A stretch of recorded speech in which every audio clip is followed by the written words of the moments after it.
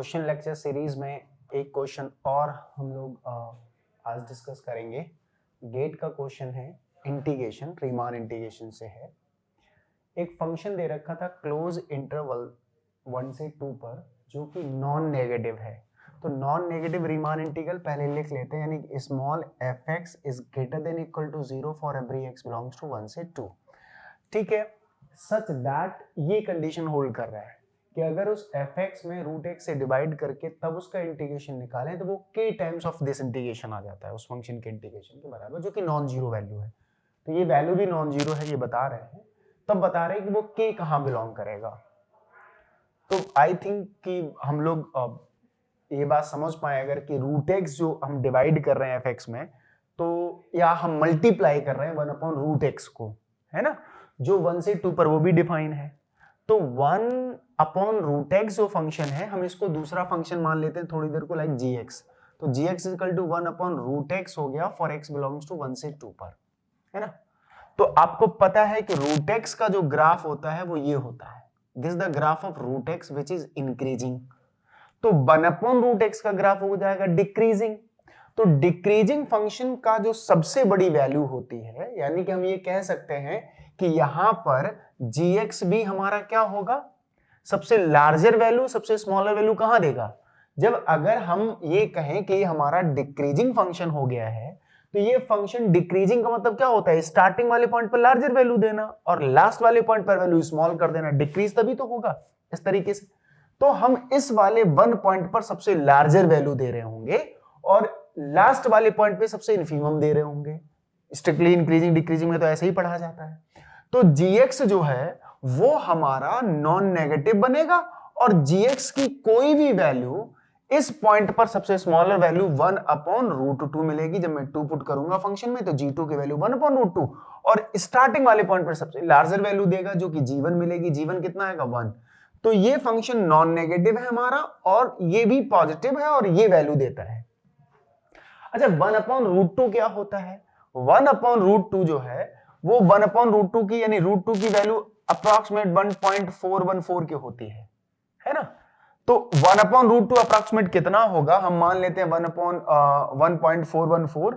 तो मोटा मोटी अगर देखें तो ऊपर 100 कंसीडर करें और नीचे लाइक 14 करें कंसीडर, पॉइंट हम लगा लेंगे एक बाद में।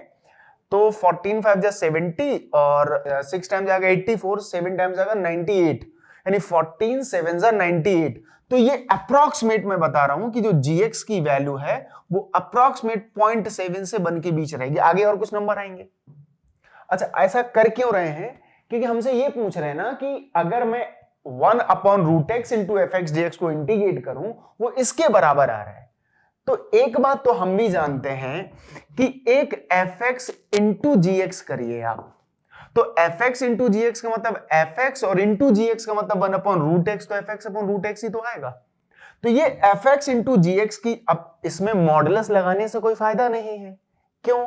क्योंकि आप स्मॉल एफ को नॉन नेगेटिव ऑलरेडी बोल रहे हो और जी हमारा नॉन नेगेटिव हमने समझ लिया है, तो इस पर मॉडुलस लगाने से कोई फायदा नहीं है। तो ये वैल्यू जो है अपनी मैक्सिमम जी एक्स की वैल्यू कितनी दे रहा है, यहां पर मैक्सिमम वैल्यू दे रहा है आपका ये 1।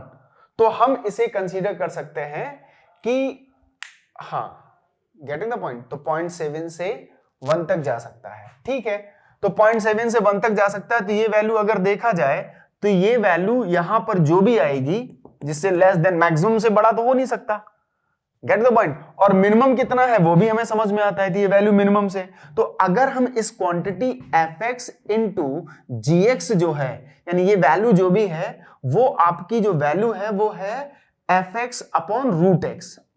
इसकी maximum value 1 upon root X की कितनी हो सकती है, वो मैक्सिमम वैल्यू हो सकती है 1 times of F x, getting the point. और मिनिमम वैल्यू कितनी है इसकी 0.7, तो ये 0.7 टाइम्स और आएगा कुछ, वो हम नहीं समझ रहे हैं, अप्रॉक्सीमेट बता रहे हैं। तो 0.7 टाइम्स ऑफ एफ एक्स से ग्रेटर देन इक्वल आएगा। इंटीग्रेशन हम इसे भी 1 से 2 कर देंगे, 1 से 2 पर, और इसे भी इंटीग्रेट 1 से 2 पर कर देंगे, इसे भी इंटीग्रेट 1 से 2 पर कर देंगे। ये इनइक्वालिटी तो नॉन नेगेटिव में सेटिस्फाई हो रही है, गेट द पॉइंट। तो अगर हम समझ पाए तो ये जो वैल्यू है वो जो भी आएगी, जो भी, तो यहां से अगर 0.7 times integration 1 to 2 f x d x लिख देंगे, is less than equal to 1 से 2 fx और under root x into dx कर दें, सबको वैलिड तरीके से लिख लें, इंटू 1 टाइम्स ऑफ 1 से 2 इंटू fx इंटू dx कर दें। तो जो ये वैल्यू देख रहे हैं उसमें k का जो वेरिएशन है वो मैक्सिमम k जो है वो 1 है और मिनिमम जो k है वो आपका 0.7 है। Get the point? तो इसका मतलब जो gx की वैल्यू है वही हमारा k है कि k की वैल्यू 0.7 से 0.1 के बीच में लाई करेगी, तो k बिलोंग्स टू 0.7 से 1 के बीच में लाई करेगी। 0.7 आप समझ सकते हैं, अगर हम यहां देखें तो 0 से 1/3 है, 1/3 का मतलब 0.33 जाएगा, 0.7 तक नहीं पहुंचा, तो ये हमारा काम नहीं करेगा। 1/3 से 2/3, 2/3 का मतलब 0.66 अराउंड, 0.7 तक नहीं पहुंच रहे हैं सबसे लास्ट वैल्यू। 2/3 में आपका 0.66 से लेके 1, तो इसमें 0.7 कंसीडर हो मिल जाएगा आपको, जबकि ये 1 से ज्यादा है तो ये वैसे भी नहीं जाएगा। तो हम इनइक्वालिटी से भी पढ़ सकते थे, otherwise fundamental theorem of calculus की वो integration a to b non negative functions fx into gx dx है, और gx हमारा कॉन्टिन्यूअस फंक्शन और f इज कोई नॉन नेगेटिव रीमान इंटीग्रेशन है, इसी के स्टेटमेंट के यहां पर बोल दे रहे हैं। तो वो लेस देन इक्वल टू बोल सकते थे क्या, gc of integration a to b fx dx। तो पता कर लेते हैं जीसी क्या आ सकता है, जी इज कॉन्टिन्यूअस है, क्लोज ए बी पर कॉन्टिन्यूअस है तो सुप्रीम फ्यूम अटेन कर रहा होगा, तो पता कर लेंगे इस जीसी की मैक्सिमम मिनिमम वैल्यू कितनी रह सकती है, के वहीं से लाई करेगा।